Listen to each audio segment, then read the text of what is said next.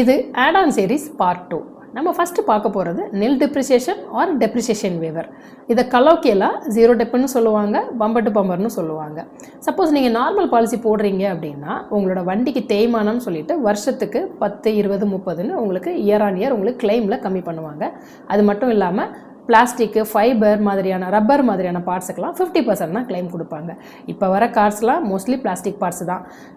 ஹெட்லைட்டாக இருக்கட்டும், பம்பராக இருக்கட்டும், இது மாதிரி நிறைய கனெக்டிங் பார்ட்ஸ் கூட உங்களுக்கு பிளாஸ்டிக்ஸில் தான் வருது.